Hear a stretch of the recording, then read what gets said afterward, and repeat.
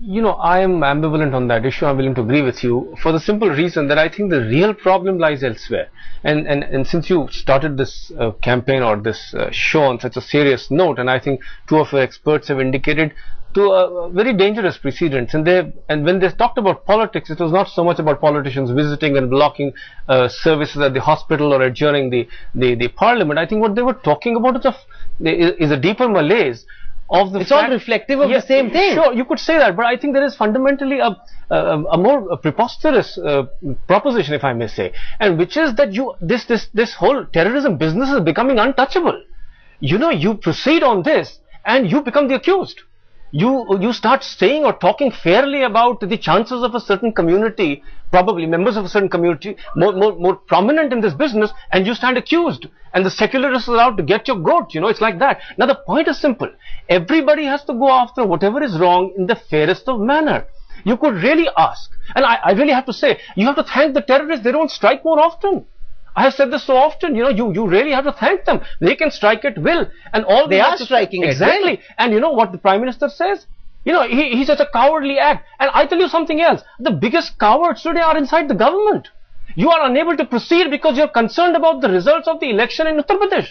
But why can't you be fair? Mr. Bajwa, you want to respond to that? See, I don't agree. See, first thing I want to say is the whole of the country is mourning this. We must not score brownie points, political points.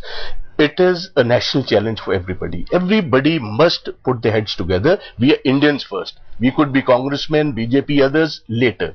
So we need to put our enemies one. We are all Indians. We need to put fundamental questions, Mr. Bajwa. As the Congress representative, I want to know just from you this. You've got a government at the state, you've got a government at the center. Why did we not have CCTV cameras outside gate number 5 where this attack took place? There was an attack near gate number 7 on May 25th. As clear a warning, there were reports that were prepared. The tug-of-war began. Who installs the cameras? And no cameras got installed, and the terrorists have come and whacked us once again. Yeah, I think so. It's been a complete failure. I fully agree on this. Should heads not roll, Mr. Bajwa? 100% heads should. Whose heads should roll? I can't say that. But no, you must. See, I cannot say that. You have to firstly see who is responsible for this. Somebody must have been put on the task. And if somebody has not complied with that head... Justice Story, have you had enough of this chalta hai attitude?